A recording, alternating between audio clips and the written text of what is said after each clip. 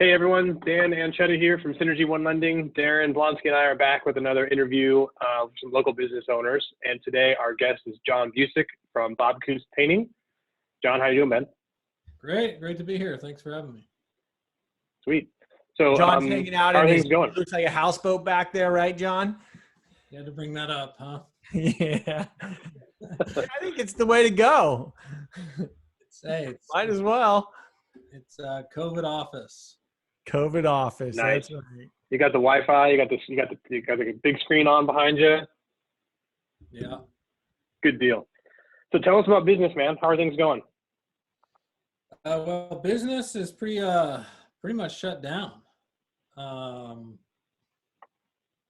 What has it been now? Week 4, week 5? We've had some emergency work, so smaller crews. We typically run 30 to 35 guys out in the field. But right now we're down to about 6. So. Oh. Wow. That's quite a reduction. What do you? When you said that shut down, did you have a lot of jobs going and it just stopped, or just no new work booking on? Well, our backlog continues to just push further and further out. But yeah, we were in the middle of several projects and literally walk away, scaffold still up on buildings. Wow. A couple churches going where we literally left all the equipment in the middle of the room and walked away. And So tell us about the history there. Exception? Sorry, go ahead. No, I'm talking over you. So I just wanted to get some context on kind of the history of the business and understanding kind of what leading up to this, what things look like. Yeah, that might help a little set perspective. Okay, so we're a commercial and residential painting contractor in Marin and Sonoma County. We've been in business. My grandfather started it back in 1959, and I'm the 3rd generation owner. And we have, like I said, roughly 35 employees typically at this time of year. And so yeah, we had several interior and exterior projects, both commercial, residential in process, as well as ready to start. And everything's kind of come to a halt. And we're kind of in that, like most people, we're in limbo. Every day is a new day. New information keeps coming out. I'm sure we're going to talk about the loan stuff that's out there and get into a little of that. But yeah, that's pretty much where we're at. So tell us a little bit about the loan stuff. Have you looked into that at all? Had any success with it? Yes. So we've been approved for the PPP loan. I'm signing docs tomorrow. I should be funded, I think, Monday. So things are good there. However, as most of you know, in terms of strategy of running your company, obviously comp, and now I'm hearing payroll tax is not forgivable as part of this anymore, as the SBA has just released that it's kind of a judgment call on, since we're shelter in place and I can't really bring everyone back on. I can't go to work. However, I want to take care of my employees and get them off unemployment. There's that whole strategy, though, of I can't sink the company with all these overhead expenses without having revenue come in. So, Yeah, it's kind of a conundrum there. Yeah. Yeah. So the changes that you've made is basically everything shut down unless it's emergency work. Pretty much. Yeah. What classifies as emergency work? Hospital, school, stuff that has So to. it's the industry. So got it. That makes sense. So if they're putting something up there, something that needs to happen. That's an essential business. Then you supporting the essential business. Correct. Makes And now we don't technically fall under essential anymore as painters. However, there are projects that are specific that get approved specifically with whatever city we're working with in the building department. Say there's like an elderly couple that needs to get back into their house to finish the remodel, and we're the last phase. Sure, we can get in there and do it. But typically, what people are saying now in the construction world is if they have running water, heat, and electricity, and gas, their house is livable, and that's about it. They can have ugly paint or they can have bare walls, but as long as those essentials are taken care of, they can get a certificate of occupancy. Correct. And the problem is each jurisdiction is different and everyone's saying one thing. So it's kind of a gaggle.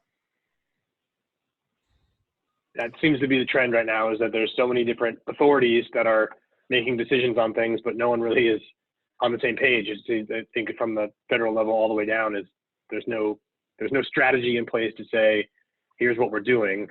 So that's why it's interesting to hear from all these different business owners about what they're doing, because the stories are relatively the same, but everyone's pivoting in different ways. So what are you making any changes to the business today for the future that you're anticipating? Are you staffing up in anticipation of more work coming, or what do you think the future holds? Future holds, I think, in my mind, a huge opportunity for us. We have, I hope I don't say this the wrong way, but we have a great brand. We've been in business for a long time, thanks to our employees who continue that do a great job every day. And I think there's a lot of opportunity ahead, in the sense that a lot of probably newer businesses, a lot of competition might be struggling, and some of the smaller guys that maybe went out on their own and are struggling, and maybe they don't have the business skills to maintain or the finances through this. Well, I think there's a huge opportunity for us to pick up some great new hires, new employees that might want to come into a system and that for long term, and we could really benefit there.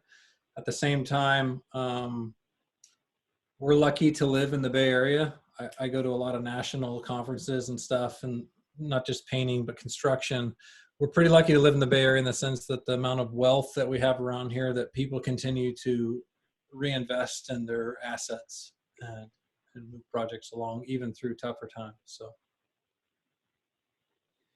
Yeah, for sure. I mean, I think that real estate is relatively insulated from the national economy because we are where we are with the diverse pool of businesses that we have and the underlying wealth that is here. I mean, Marin and Sonoma County is great markets to be in. There's still disposable income to be found. So it should be interesting to see the opportunity pop up. So things are kind of really quiet now. So income is down. There's not a lot of revenue being produced, but you think that you're going to kind of year over year, how do you think it's going to look 2020 over 2019? Here's my biggest concern. My biggest concern is 6 to 12 months from now, because we have a lot of backlog in contract right now sitting there waiting. We just need the shelter in place to lift. So then we can go get that work in a safe manner, of course. However, I'm not seeing as many projects come across my desk, new projects such as new construction or tenant improvements from general contractors. I think people are going to be putting those projects on hold and maybe kind of see where the market goes. A couple of our larger projects have been put on hold. Hey, let's actually sit on it for one more year. So I foresee 6 to 10 months from now is going to be a huge dip for us in terms of production, but hopefully by then we're in the sales process by then as well. So it sounds to me like the play for you guys is really keep the team intact, sit tight for now. You'll get a slingshot out of the gate with all these backlogs, and then hopefully the rest of it will start coming through. Yeah, so we just released a new marketing video that kind of timely for us.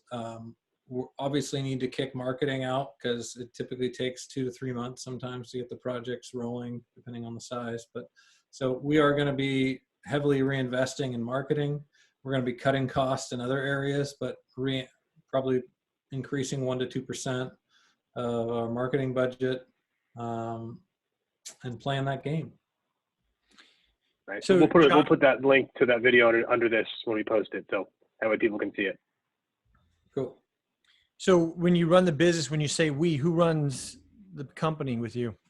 So I run the business, and it's kind of, you don't hear of too many businesses that do this, but the way we did it was my grandfather started it, my father married into the family, and my uncle, my dad's brother-in-law, took over from him. And then I came in, and essentially they handed me the business, but still stayed in it and said, look, you actually do a lot better job on the office side, the kind of running the business. we're better in production and operations. You continue growing the company and we'll just do what we're best at. So now I run the company with my father and my uncle who are set to retire in the next couple of years. And then I have a couple mid-level managers. Cool. Hey, John, I want to pivot a little bit because you also run a nonprofit. I know that your big fundraiser was either just supposed to happen or was supposed to come up. Can you speak to that and just kind of maybe jump into that nonprofit world for a second? Yeah, so my wife and I started an event called Voices for Down Syndrome. It's basically an annual gala every year that raises roughly $200,000 to $250,000 from one night right here in Petaluma. And it raises money for Down Syndrome Association North Bay, which I'm on the board for. And that's a nonprofit that supports individuals and families throughout the North Bay who have children or family members with Down syndrome. So yeah, the event we were supposed to have, our big gala was in March. And we were kind of early. We were one of those earlier events that were on the cusp of like, should we go, should we not? Ultimately, at the end of the day, because of our constituents, we decided to postpone the event, and knock on wood, thank God we did. That was a solid move. Yeah. Have you rescheduled it or is it? Yeah, great question. I should have already mentioned that. Yeah, October 17th is the new date. Okay.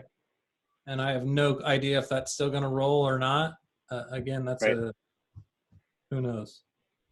Well, it's really amazing work that you guys do, and you guys, the two of you and Angie, do the whole thing, right? Labor of love. Labor of love. We have a team behind us of volunteers, but yeah, it's all volunteer driven, and yeah, it's pretty awesome. Right. Well, we'll post a link to that too, so hopefully people can take a look, and if they're looking for ways to help, they can make a donation to support that organization who's going to have some funding coming, but maybe delayed from waiting for that gala to happen. So yeah, it's 50% of our revenue. So yeah, it's a big deal. Operating. And you and your wife were really involved with the park that was just built too, right, John? Yeah. In fact, I came across the video today on accident as like one of those Facebook memories. It was pretty cool to see the whole community come together and build a park in one day for individuals with disabilities, as well as the baseball field over at Miracle League at Casey Park. So yeah, I'm just a body, man. I was part of that. I was on the board. I helped a little bit, but I mean, that's 1 million people involved, so I can't take any credit for that. That's a community awesome project. Yeah, it's huge community effort. Yeah, that was really amazing to see everyone get involved in that. So yeah. Well, hey, anything else that you want to say? Any other insight? No, I do have a question for Darren though. So Darren, what do you foresee if the shelter in place lifts kind of on the national level when we kind of get back to it? What do you see in the market coming? What's your magic wand say? My magic wand. Well, I definitely don't have a magic wand nor a crystal ball as much as I wish I did. I think there's a lot of really systemic issues in the marketplace. I think with the Fed propping up basically the entire debt market, that's going to have a workout period, right? And that's going to have to go through the markets. So it's going to take some time to figure that out. I think there's companies that are on the brink right now that are going to need some time to realize they're done. And once we as a collective society come to kind of an acceptance of what's happened, I think that begins our recovery, right? And I don't think we're there yet. Right? I think right now everyone's very nimble. Everyone's just trying to figure it out. But I think about the Sarah model where any kind of change where it's shock, anger, resistance, acceptance, and hope. And I think we're in that anger and resistance kind of area right now. And we've got to get to that acceptance reality of like, okay, this is what's happened. And you don't typically see a good, strong rebound from markets until you've had kind of a moment together as a society, as a community, where we really see the markets and we say, okay, this just happened. Like Lehman Brothers went under. Right. Okay, now what? And we haven't had that, okay, this just happened moment, I don't think broadly. So I think we're still in the early days of this. I don't have a magic wand. I do think that until the data changes, we're in basically a bear bounce in the markets, and we're going back up, but I think there's more to come. Mm-hmm. So I'm just generally very conservative, very protective. of clients, of individuals at this point. I don't think it's time to put on the gas pedal. Well, I do. I agree with you. I see it. So I also on the side run a tech startup called WorkGlue. And I do a lot of fundraising on the side, always raising capital. And what I've seen in the investment market in terms of tech, there's so many bad balance sheets that are out there that are upside down, and it's starting to bite. And it's really thrown a wrench for us folks that are out there slowly going after it, going after fundraising. So I think there's more to come. And you can't escape what just happened in the last 3 days with oil, which is just mind-blowing, market unsettling. And all that stuff has to work through, right? It's got to have an outcome. And when those outcomes hit, they're going to be painful for some people and for all of us in some ways. And once we start seeing that, then I'm ready to say, okay, maybe we're bottoms in recovery mode in gear. Right now, I think people are just hoping that it bounces back up and the Fed's able to save the day by backstopping everything. Right. I don't know. How many barrels did you fit in your garage? Exactly, right? I got 40,000 being shipped to me. Yeah, that's something it's else. Unprecedented, crazy stuff there. Unreal. I wonder how many people are having conversations with their partners about, hey, by the way, I bought some futures in oil and we own $40,000 barrels of oil. What do you want to do with it? And where should we do with it? And, no, honey, you're going to sell that and you're going to pay someone $40 to take it for you because we're not taking it in our backyard. Yeah, it's not coming here. We don't have room in the garage or in the warehouse. Yeah, for sure. Exactly. Cool. Right on. All right. Well, thanks, John. thank you. We'll check back with you sometime and get an update. Yeah. Appreciate your time. Right on. Take care.